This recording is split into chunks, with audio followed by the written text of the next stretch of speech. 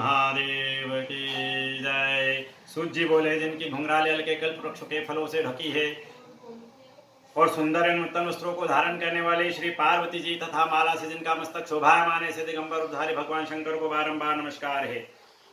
कैलाश पर्वत की सुंदर चोटी पर विराजमान भगवान शंकर से गौरी जी ने पूछा कि प्रभु, आप हमें ऐसे गुप्त से गुप्त किसी व्रत की कथा सुनाइए। हे स्वामी, यदि आप मुझ पर प्रसन्न हो तो ऐसा व्रत बताने की कृपा करे जो सभी व्रतों का सार हो, जिसे करने में बहुत परिश्रम भी ना करना पड़े और फल भी विशेष प्राप्त हो जाए। यह व्रत कहने की कृपा करें कि मैं आपकी पत्नी किस दान पुण्य के और व्रत के प्रभाव से हुई हूँ। हे जगत स्वामी, यदि आप मध्य अवसान से रहते हैं, आप मेरे पति किस दान पुण्य के प्रभाव से हुए। शंकर जी बोले, हे देवी सुनो, मैं तुम उत्तम व्रत करता हूँ जो परम गोपनीय एवं सर्वस्व है।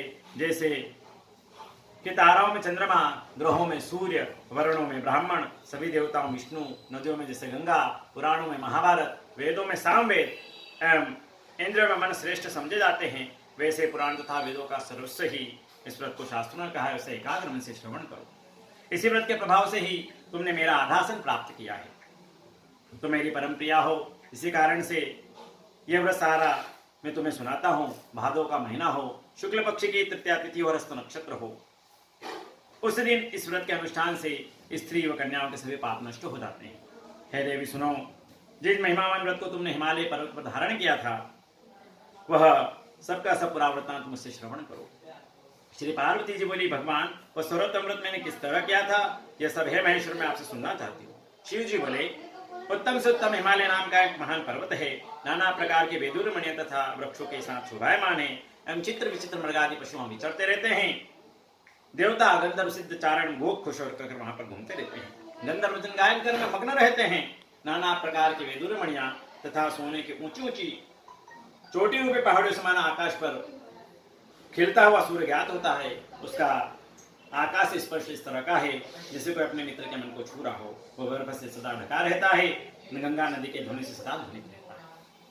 हे पार्वती, तुमने वहीं अपनी बाल्यावस्था के 12 वर्ष पर्यंत कठोर तप किया, अधोमुख होकर धूम्रपान किया, 64 वर्ष पके हुए पत्ते खाए, जाड़े में जल में निमग्न रही और वैशाख में अग्नि का सेवन किया, सावन में अन्नपान का त्याग कर एकदम बाहर मैदान में आकर तब किया। एक दिन तुम्हारे पितामह आए, तुम्हें इस प्रकार के कष्टों में देखकर चिंता में व्याकुल हो गए। उन्होंने विचार किया कि यह कन्या किसको दी जाए। उस समय ब्रह्मा जी के पुत्र धर्मात्मा श्रेष्ठ मुनिनाथ कुंडली पुत्री को देखने के लिए आए। उन्हें अर्ध आसन आदि देकर हिमालय राज ने उनसे कहा कि श्रेष्ठ मुनि, आपका आना शुभ हो। बड़े भाग्य से आदि श्री ऋषि मुनि का आगमन होता है कि यह आपका शुभ आगमन किस कारण से हुआ है। श्री नारद मुनि बोले कि हे प्रभु, हे पर्वतेंद्र, सुने, मुझे स्वयं विष्णु भगवान ने आपके पास भेजा है। आपकी एक कन्या किसी योग्य व्यक्ति को समर्पित करना उत्तम है। संसार में ब्रह्मा, शंकर, इंद्र और वसुदेव श्रेष्ठ माने जाते हैं। उन्हें अपनी कन्या देना उत्तम है। मेरी तो यह सम्मति है। हिमालय बोले, देवादिदेव वसुदेव, यदि स्वयं कन्या के लिए प्रार्थना कर रहे हैं और आपके आगमन का भी शुभ यही कारण है, यही प्रयोजन है, तो मैं अपनी कन्या होने दूंगा। यह सुनकर नारद जी वहां से अंतर्धान होकर शंकर चक्र गदा पद्मधारी पीतांबरधारी भगवान शंकर के विष्णु जी के पास गए और कहने लगे कि हे वसुदेव, आपका विवाह निश्चित हो गया है, आपका मंगल विवाह निश्चित हो गया। इतना कहकर देवशीनाथ तो घर चले आए। वृद्ध हिमालय राज ने अपनी पुत्री गौरी से प्रसन्न होकर कहा कि हे गौरी, मैंने तो तुम्हें गरुड़ वसुदेव जी के देने का निश्चय कर लिया है। तो पिता के इस वचन को सुनकर देवी अपनी सखी के घर गए और अत्यंत दुखित होकर पृथ्वी पर गिर पड़े और विलाप करने लगी। उसे इस प्रकार दुखित और विलाप करते सभी ने देखा और कहने लगी, और सखियों ने पूछा कि हे देवी, तुम्हें कौन सा दुख प्राप्त हुआ है, मुझसे कहिए, तो मैं जिस प्रकार भी सुखों में निश्चय उपाय करूंगी। पार्वती जी बोले, मुझे प्रसन्न करना चाहती हो तो हो। हे सखी, अभिलाषा सुनो, मैं कुछ और करना चाहती हूँ, मेरे पिता कुछ और करना चाहते हैं। मैं तो अपना पति श्री महादेव जी को वर चुकी हूँ, मेरे पिता इसके विपरीत करना चाहते हैं, इसलिए हे सखी, मैं तो अब अपनी देह का त्याग कर दूंगी। तो इस प्रकार का श्री पार्वती जी का वचन सुनकर सखी ने कहा, सखी पार्वती, तुम घबराओ नहीं, हम दोनों यहाँ से निकल कर इसी वन में पहुंच जाएंगे जिसे तुम्हारा पिता जान ही नहीं सकेगा। इस प्रकार आपस में सम्मति करके श्री पार्वती जी को घोर वन में ले गई। तब पिता हिमालय राज ने अपनी पुत्री को घर में न देखकर इधर उधर तलाश किया, घर घर में ढूंढा कि तुम न मिली। तो विचार करने लगा, मेरे पुत्र को देव दानव किन्नरों में कौन ले गया होगा। मैंने नारद जी के आगे विष्णु जी के लिए कन्या देने की प्रतिज्ञा की थी, मैं क्या दूंगा। इस तरह की चिंता करके मूर्छित होकर गिर पड़े। तब उसकी ऐसी अवस्था सुनकर हाहाकार करते हुए लोग हिमालय के यहाँ पहुंचे और मूर्छा का कारण पूछने लगे। हिमालय बोले, किसी दुरात्मा ने मेरी पुत्री का अपहरण कर लिया है, किसी काले सर्प ने उसे काट लिया, सिंह व्याघ्र से मार डाला है, मालूम नहीं हो रहा मेरी कन्या कहाँ चली गई, ये किसी दुष्ट ने उसे हर लिया है। ऐसा इस तरह कहते कहते शोक से संतप्त होकर हिमालय राज वायु से कंपाए साव्रत के समान कांपने लगे। तब तो तुम्हारे पिता हिमालय राज ने सिंह व्याघ्र भल्लुक आदि हिंसक पशुओं से एक वन से दूसरे वन में तुम्हें ढूंढने का महान प्रयत्न किया। वह सुंदर, यह इधर उधर तुम अपनी सखियों के साथ एक घोर वन में जा पहुंची। वहां सुंदर नदी बह रही थी, उसे तट पर बड़ी गुफा थी, उसे तुमने देखा, अपनी सखियों के साथ तुम उस गुफा में प्रवेश किया। खाना पीना त्याग कर वहां श्री पार्वती जी के साथ मेरा भालू का लिंग स्थापित किया। उस दिन भादो के महीने के शुक्ल पक्ष की तृतीया तिथि थी, 7 में हस्त नक्षत्र था। मेरी अर्चना पूजा तुमने बड़े प्रेम से आरंभ की, बीजों तथा गीतों के साथ रात को जागरण भी हो गया। इस प्रकार ही तुम्हारा परम श्रेष्ठ व्रत पूरा हुआ। उसी व्रत के प्रभाव से तुमने मेरा आधा आसन प्राप्त किया और आसन हिलने लगा, तत्काल में वहां प्रकट हो गया। जहां तुम सब सखियों के साथ उपस्थित थी, मैंने दर्शन देकर कहा, हाय वरानन वरमान। तब श्री पार्वती जी बोले, हैं देव महेश्वर, यदि आप मुझसे प्रसन्न हो तो स्वामी बनिए। तब मैंने तथास्तु कहा, फिर वहां से अंतर्ध्यान होकर कैलाश पर पहुंचा। इधर जब प्रातःकाल हुआ तब तुमने मेरे लिंग मूर्ति को नदी में विसर्जन किया। अपनी सखियों के साथ वन से प्राप्त कंदमूल आदि से तुमने पारायण किया है। सुंदर इसी स्थान पर सखियों के साथ तुम सो गई।